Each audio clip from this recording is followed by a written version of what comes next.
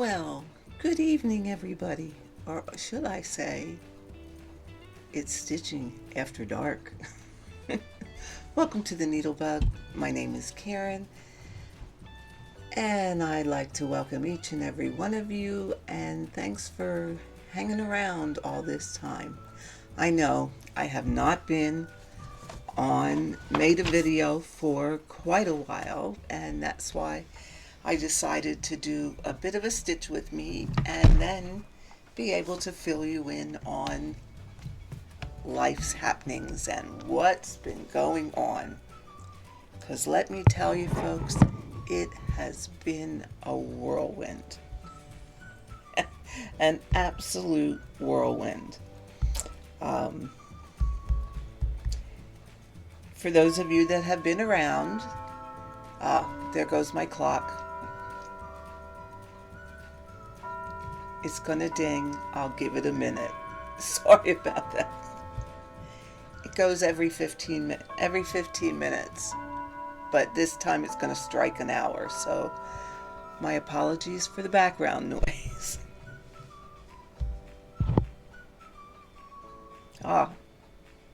It's not gonna strike an hour. Okay, that's all right. So let me just say, life has been nothing but a whirlwind the past 4 months. Yeah, 4 months. Let's put it this way. I'm going to stitch while we do this, and then just to give you an idea of what's been happening. 4th of July weekend, we had here in Pennsylvania, let me get my chair riched in here. Okay. Here in Pennsylvania, we had quite a bit of rain, to the point that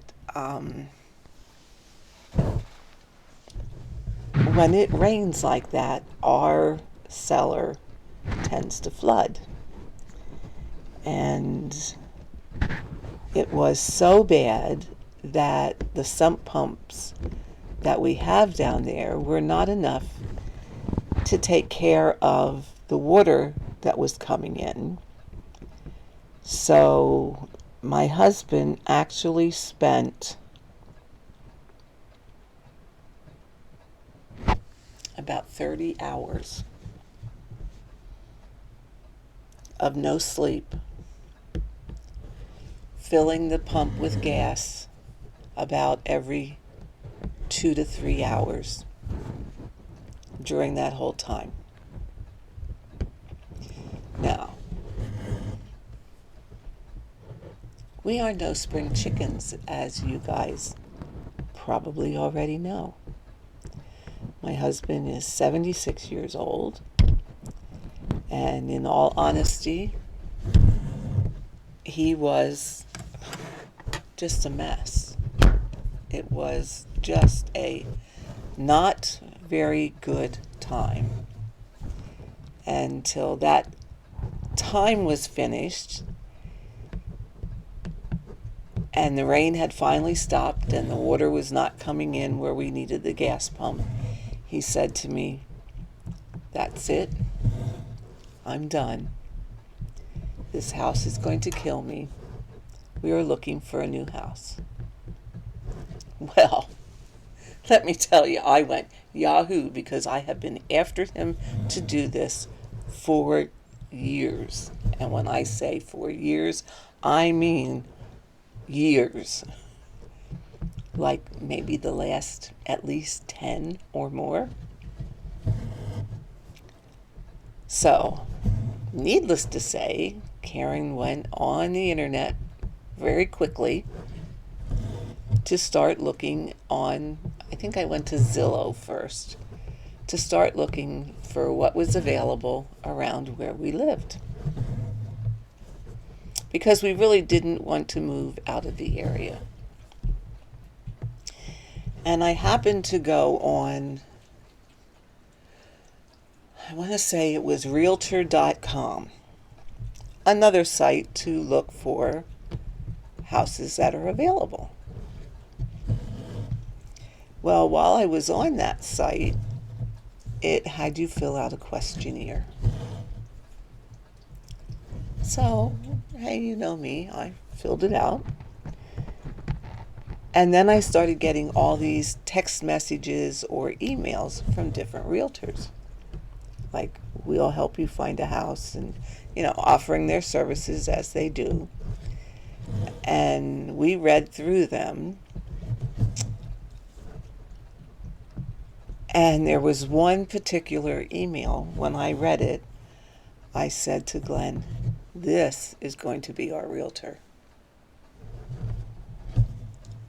Her email it was not pushy, it was not, overbearing. It stated just very simply what she was about, who she was, what she could do for you, and she had 30 some years of experience.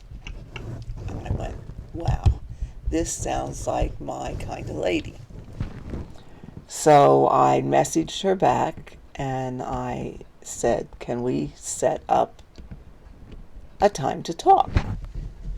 Which we did. And it turned out that she was exactly the kind of person we were looking for to help us find a house, and then to help us buy a house, and then to sell the house that we were in for 44 years. Now, it just so happened she had a house coming up that was perfect. Absolutely perfect. Everything we wanted. And of course, my husband's first criteria was no basement. We don't want a basement. Which I totally agreed. So we talked. She went back to that seller and said, I think I found your buyer. And then we were a little bit undecided and thought, you know what, maybe we better look at what else is out there, which we did. Well, as it ended up, we came back to that initial house, and it is here in a 55 plus community, which is quite fine with us. So we came to an open house. That same day, we put in the offer.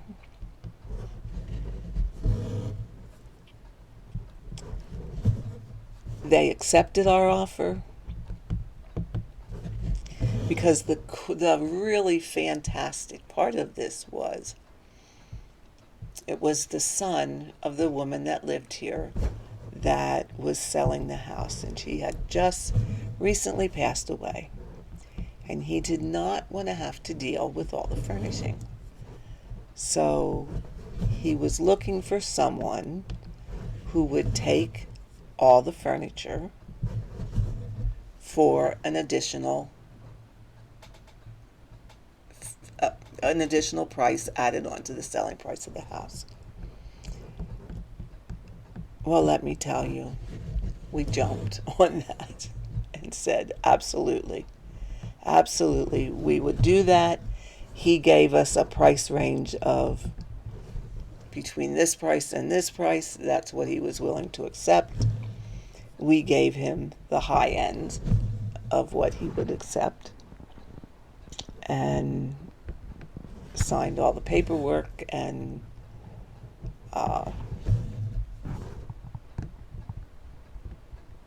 we were then able to buy the house. So we had to go through all the mortgage thing and what have you until our house was sold. Well, thank heaven for my husband's brothers and his sister, because they helped us clean out our house, which we had lived in for 44 years. So you can imagine everything that was accumulated.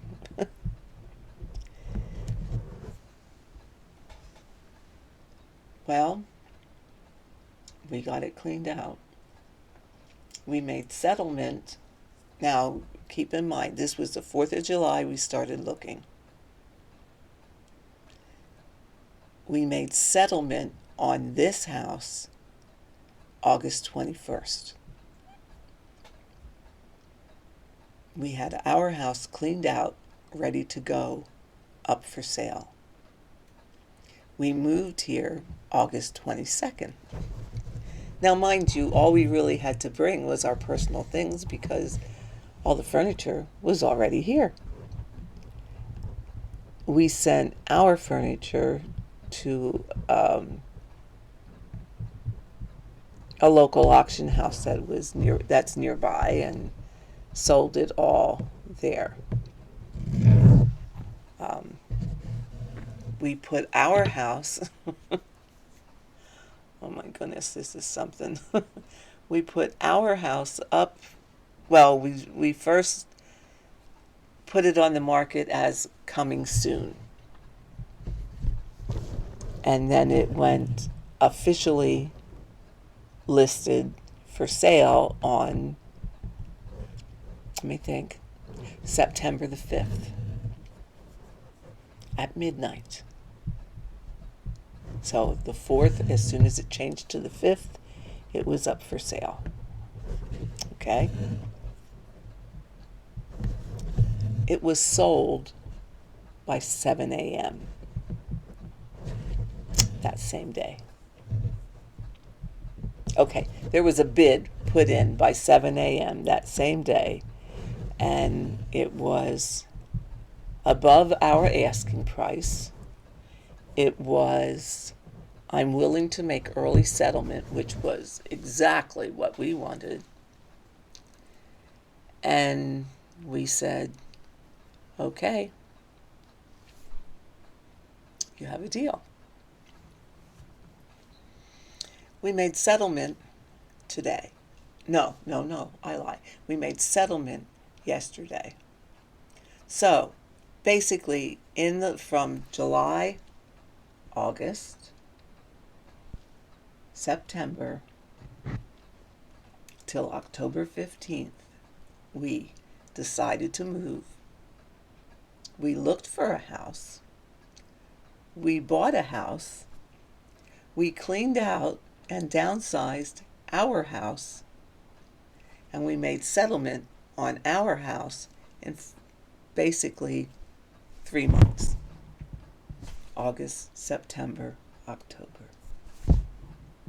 It has been a whirlwind, my friends, a total whirlwind. I'm so glad we're done. I am so glad we're done. That we can just now sit back and relax and enjoy retirement and all the good stuff that goes along with it. Because, as I said, that house was going to kill my husband. That man was so stressed over watching the weather. I mean to tell you, as soon as he had one iota of knowledge that there was going to be rain, he was on the weather app on his phone every hour, all the time, checking, is it going to come our way? Are we going to get rain? Is it going to be a heavy rain? How long is it going to last? How many inches are we going to get? He was driving himself insane. He was being a bit OCD. Now, what I told him yesterday was, I'm going to take that weather map off of his phone. I didn't, but I sure am tempted. So finally, he can relax and we can enjoy our new home and what we have left. What I will do at the end of this video is I will put some pictures in for you of what it looks like and what we were able to get, which was just too good to be true. too good to be true, I want to tell you. We were so, so very, very fortunate. I am still in awe. In fact, I keep saying to Glenn, I just can't believe this is all ours. I just can't. And sometimes I feel like I'm just staying in somebody else's house. Because the furniture that we got that was here is absolutely gorgeous. I mean, it's all high quality furniture. It's more than we have ever had. So we are quite happy with the way things turned out. I really am so glad. And he's like a new man. Absolutely like a new man. So that's really been where I have been for quite some time. Now, I will say, am I going to do videos as frequently as I had before? Probably not. I will still do them. I will still check in, but they're probably going to be maybe once a month instead of as frequently as I did them in the past. Actually, since we moved here, we have just had too many other things going on, and I'll tell you what, I don't know where a day goes. It goes by so fast. So really, really fast that, I mean, I look at the clock and go, oh my God, how did it get to be that time already? So I will still do them, but they probably will not be as frequently as they had. So, what else has been going on? Well, I went to the Barefoot Needle Arts retreat in Myrtle Beach a few weeks ago. Well, not a few weeks ago, 2 weeks ago. And my friend and I went down a little bit early, and then we stayed a day later. So we were actually gone 5 nights. But we had a very good time. It was a very, very nice retreat. I really enjoyed being there. There were several other floss tubers there. I did get to talk to a few of them, but mainly, to tell you the truth, I took it as just time to stitch. We had 2 lovely ladies that sat with us, or that we sat with at our table, and it was just a pleasure.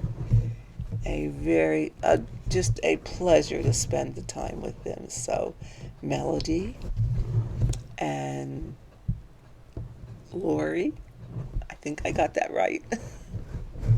If you are watching this, thank you so much for spending that weekend with us, because I truly enjoyed the time we spent together. 2 lovely ladies. So that was a fun time. And then we came home, and of course there's just been stuff going on here.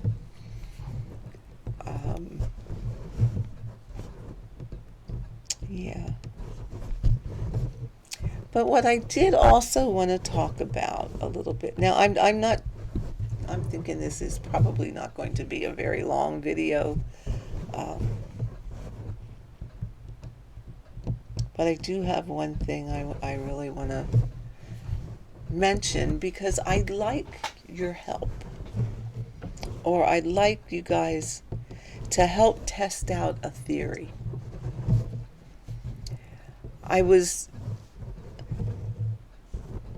Well, another friend of mine um, was having trouble with lines showing up in her work, column lines or page lines or whatever the lines may be at any given time. Um, and I was reading today in the um,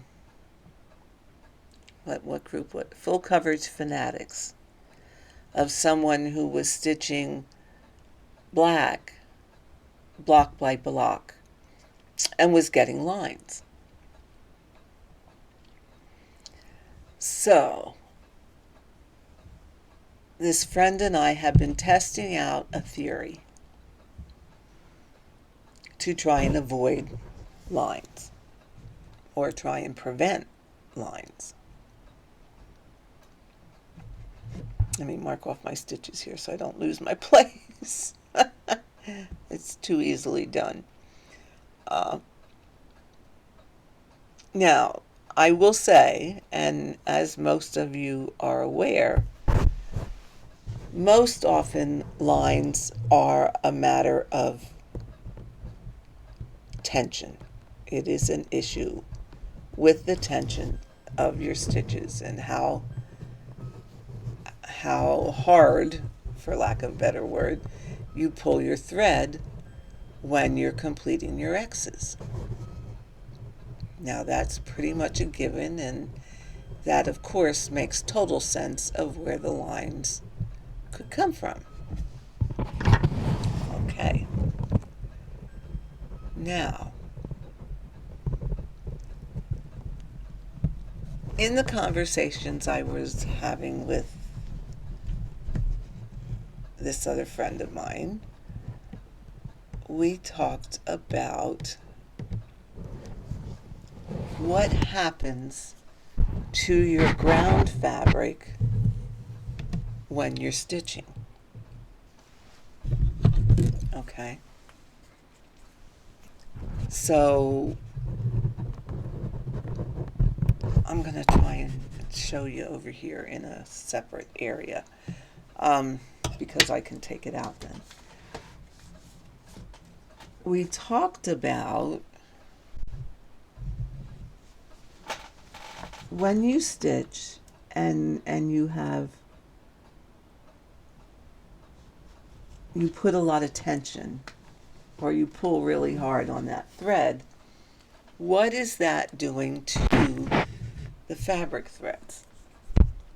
Well, it's pulling them to one side or the other, one direction or the other. Okay, so let me go here because I can take this out then. So if I stitch my stitch, I come up in the bottom left for the first stitch, and hopefully you'll be able to get the idea of what I'm trying to say here. I go down in the top right, I come up in the bottom right, and I go down in the top left, and I pull this really hard. Now that might be hard to see, and I can't zoom in really any further than what I am unless I try to move this down a little. Oops. Let me try and bring this down a little bit closer. See if I can do that. I'll tell you what, guys, I was really undecided about whether I was going to continue to do videos, and I kind of got rid of a lot of my fancy schmancy stuff to do them. Hence another reason why I'm not going to do them as often. Okay, but do you see, can you see how that's pulling that thread up this direction? Okay, so now if I go to my next stitch, okay,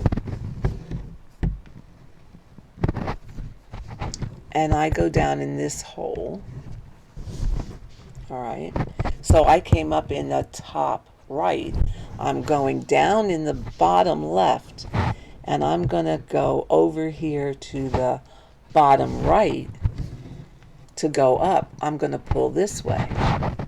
So now can you tell what it's doing to that hole?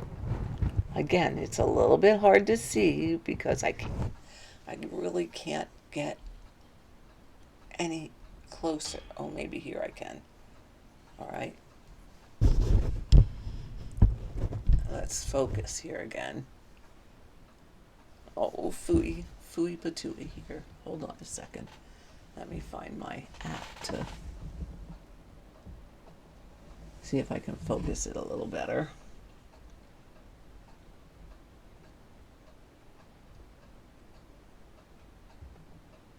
There we go. Okay, so can you tell that what this has done is now it's pulled it this way? So do you see here, this hole is getting wider. Okay, it's getting bigger. One thread pulls it this way, this way. This thread pulls it this way. That's what causes your lines. So now you're going to go down here to complete that X.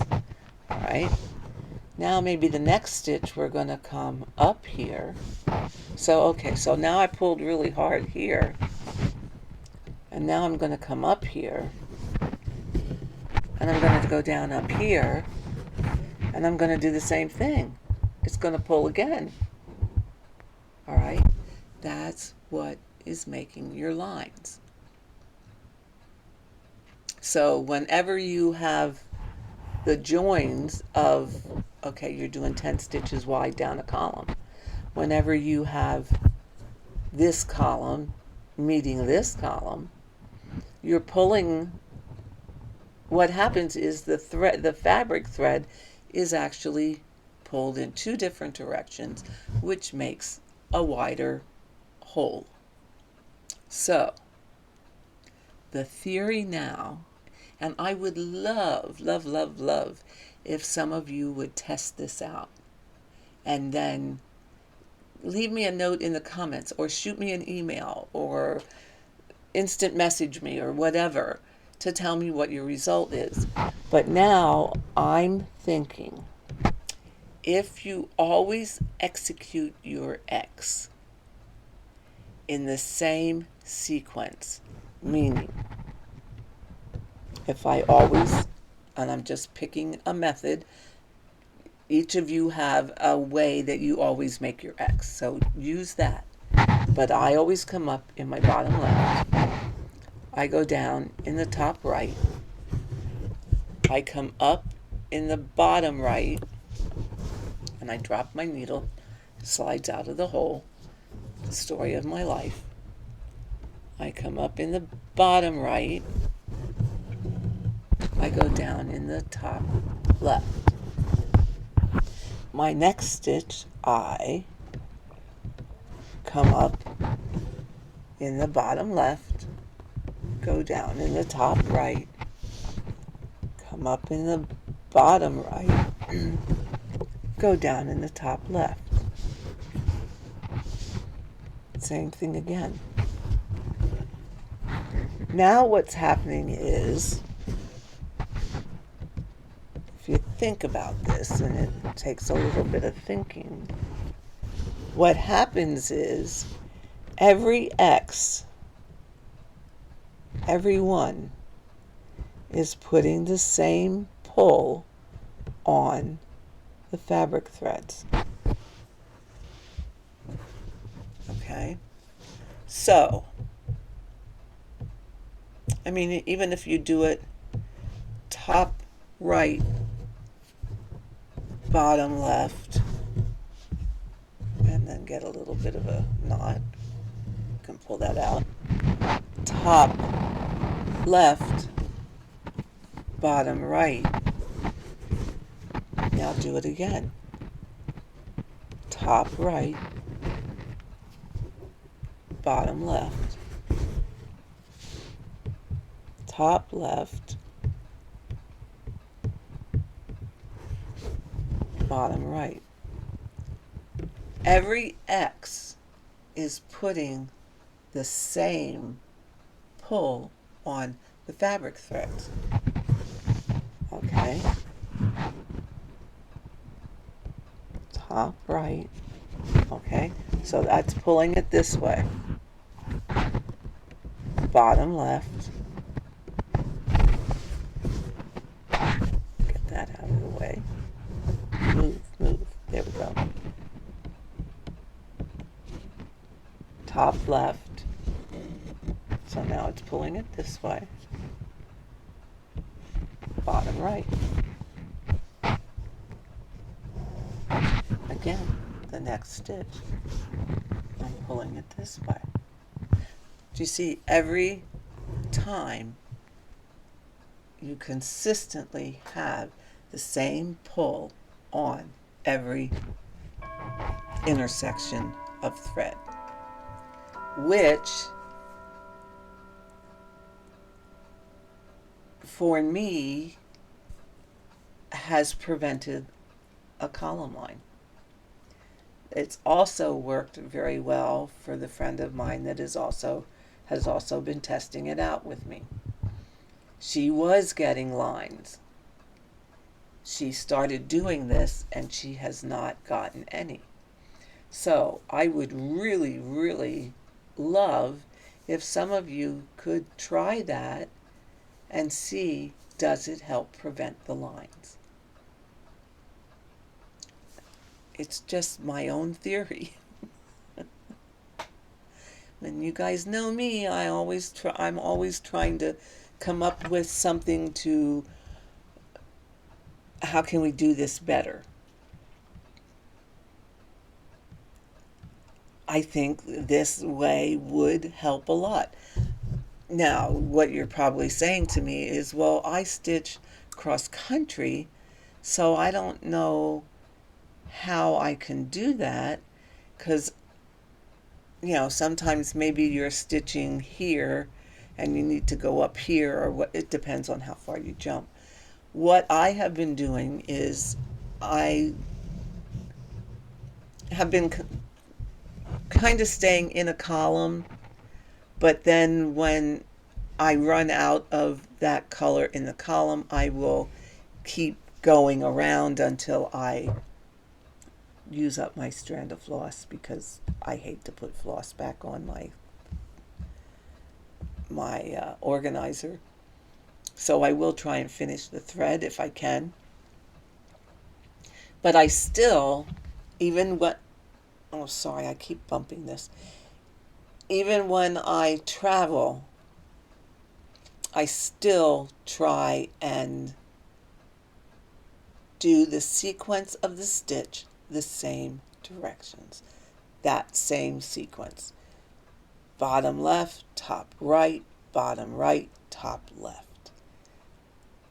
That is how I do every stitch. Now, there may be a rare occasion, and it will happen, where if you continue that sequence and you're going to a new row, you may be undoing what you just did. Those are the rare exceptions where I will change that direction just for that one stitch to accommodate that, so that I don't undo a stitch I've already done.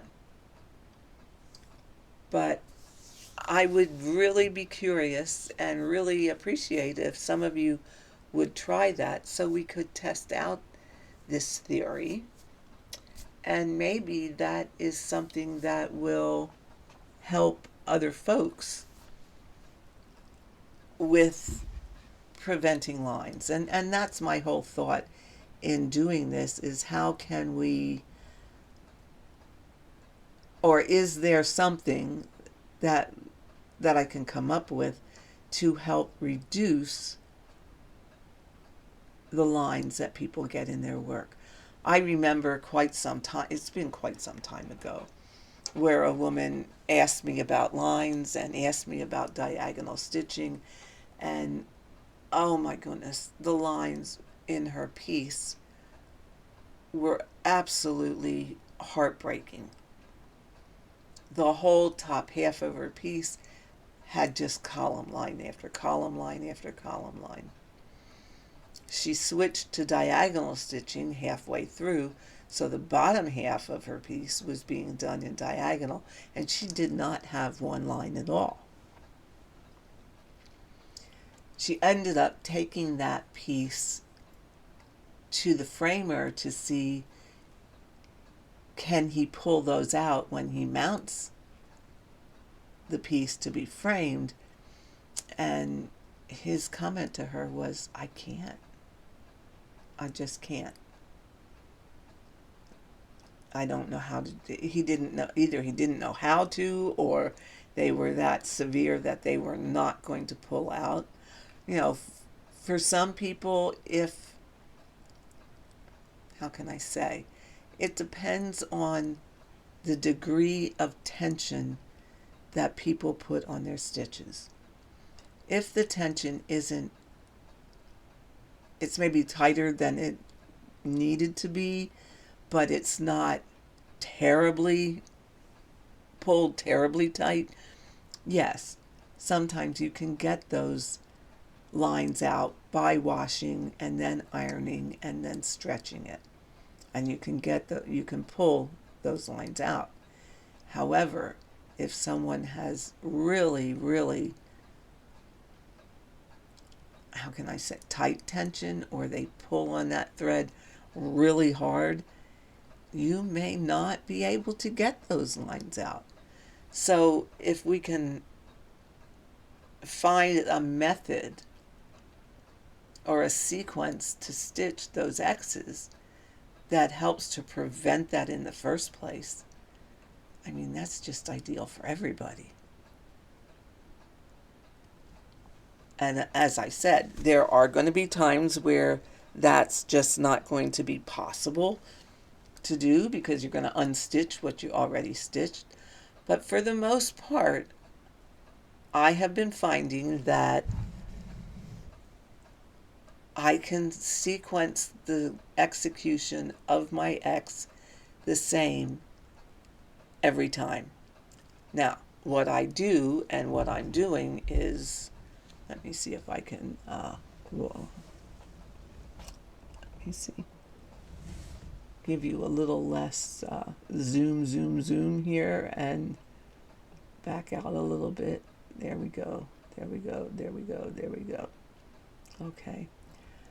I have stitched all of this that way, and I do not see any lines, and I stitch strictly column, except when I was trying to empty my thread. Okay. What I have done to try and stay that I can do the stitches the same way is I have always tried to come back up to the top of the column and work down, because then I was always coming up in an empty hole, going down in a hole that was occupied. It kept my stitches neater. I could execute the stitch in the same direction as what I had been doing. So I would always, as much as I could, try to stitch from the top down. If I was going bottom up, I would come up in that hole that already had 2 threads in it. Not ideally what I would want to do, but I would do it, especially if it was a stitch that wasn't attached to another stitch. So if I was going to, for example, all right, where am I here? Okay, let's go down there. I'm still using this color, and this is one isolated stitch here. So I can stitch that any direction I want. Okay. And now my next stitch of this color would be way up here. I can still do it that way. The only time I might have to make those exceptions is if I'm stitching right up against some existing stitches.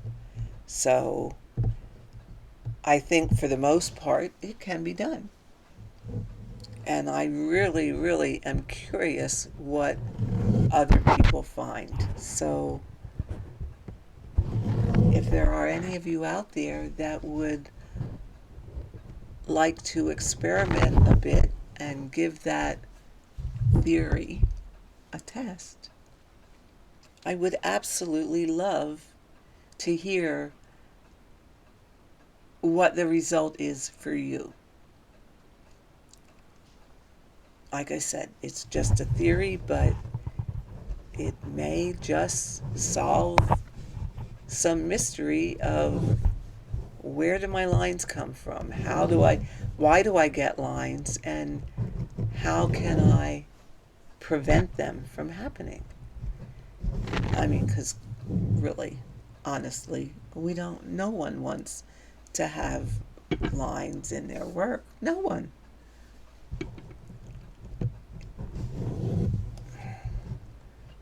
Some that are very faint and maybe not so noticeable, you can live with them. But I don't think anyone wants that harsh line where stitches meet in their work. It detracts from the beauty of your stitch piece. So if we can come up with ways to prevent that, to me, that's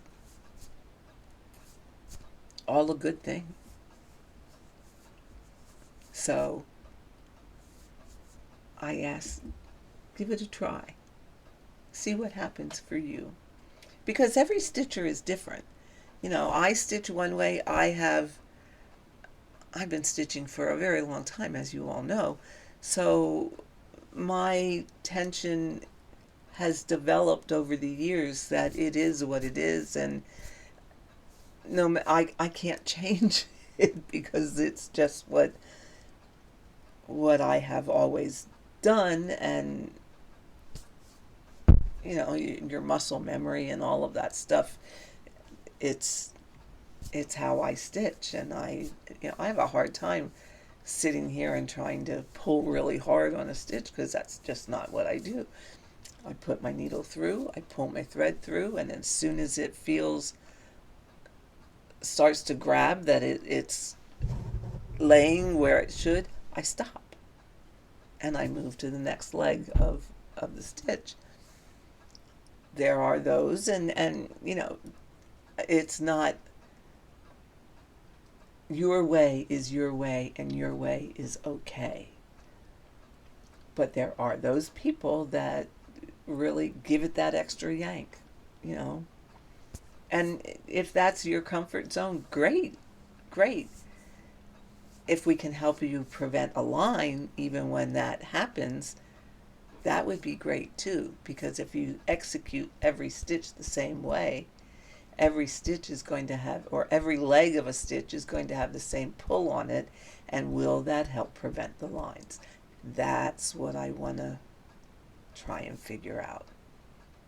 And like I said, everybody stitches differently, so the more people that would try that and see what happens, the better idea we can get to see, is that something that is going to help, or is Karen just blowing in the wind again?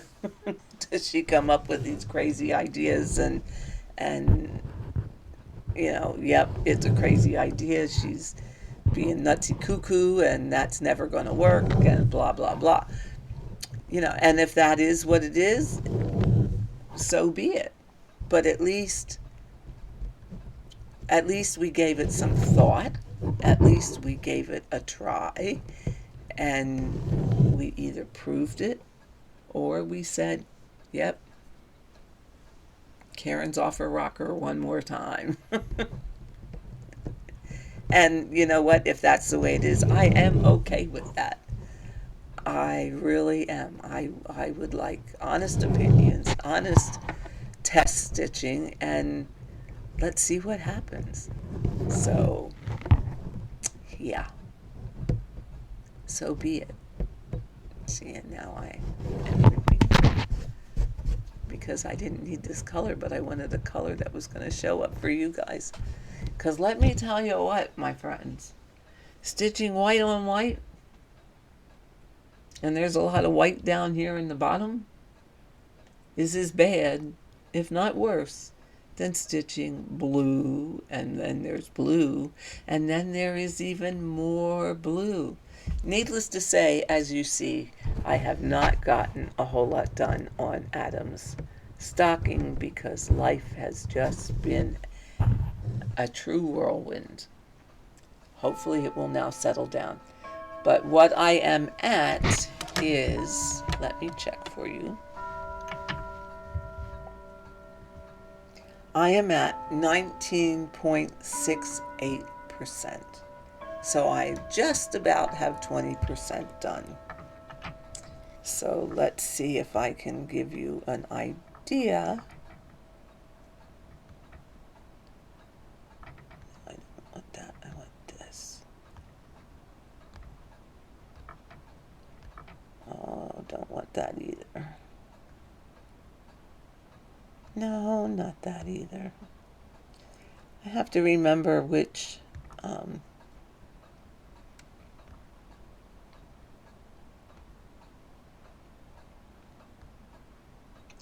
one of these little buttons gives you the whole picture. I can't remember. I thought it was this light bulb, but it's, oh, maybe I have to turn that off. Okay.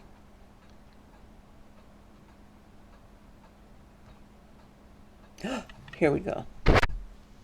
Okay. Here we go. Ooh. Here, let me make it a little smaller. Can I make it smaller?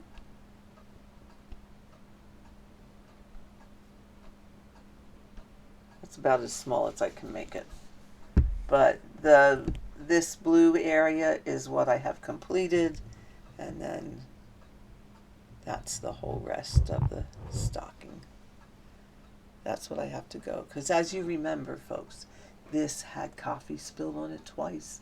This is a new start, and the coffee, the one that had the coffee, is going to be the lining of the stocking.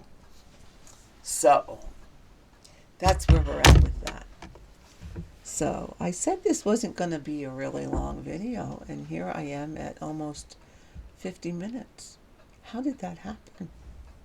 As usual, I got a bit gabby. That's nothing new, is it? Nothing new at all. So I think now that it is, what time is it?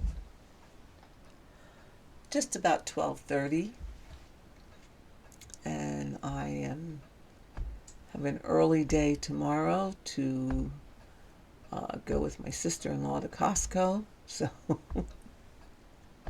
I think I will call it a night for tonight. But I thank you so much for joining me. I am so glad that you stopped by to hang out with me.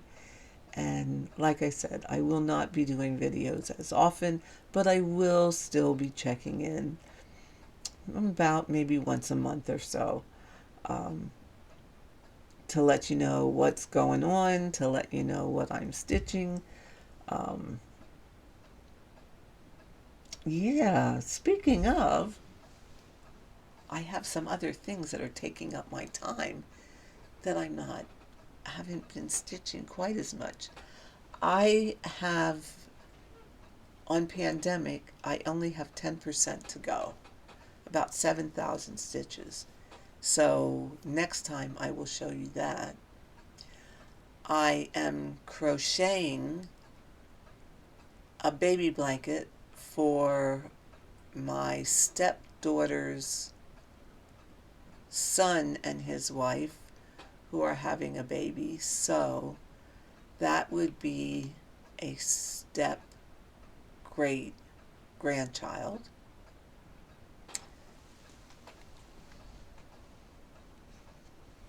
I don't have the camera set up that I can show you the whole thing, but I can show you a little bit of it. So this is, oh my, there we go. That is what it is. It's done in that moss stitch, and then I'm putting some open work borders in it. So it's really pretty colorful yarn. So that's something I work on in the evening. Oh, what did I drop? I'll get it later. And then the other thing I'm working on the other evenings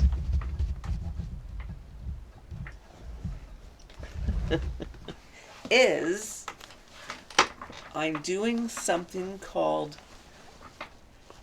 nooking. And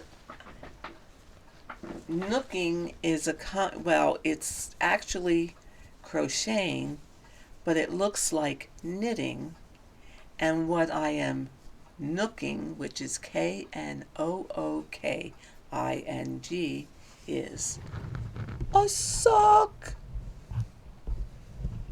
Now, this is my first time with it, so there are some tension issues and some bloopers in here, but it really is fun to do. Really fun. What it is you have this string, and this string is what acts like your second needle, and then you use this special hook, and then it has an eye on the end that you put the string, and you just go along the string and pick up loops in each of these stitches. And when you have them all picked up, then you pull the string through and you flip it around and you go to the other side, and it's really quite fun. There's all kinds of videos on YouTube on how to nook, and it does go a bit faster than your regular knitting, but it's crocheted and it looks exactly like you knit it. Like I said, there's some bloopers in here because this is my first time doing it. I fell in a rabbit hole, ladies and gentlemen. So what else is new, you ask? But that is what I have been up to over these past several months. Like I said, I will be back. I can't guarantee you when it will be, but I will do a video about once a month from time to time, and we shall see how it goes. So my friends, I am going to close this up for now. I hope you have a great day, or great evening, or great night, or whatever it might be for you. And thank you so much once again for hanging out with me and for sticking around and not giving up on the channel.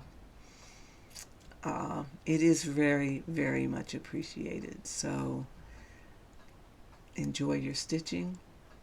Remember, there are no rules. There are no rules, and there are no stitching police. So until next time, my friends, happy stitching, and I will see you in the next video.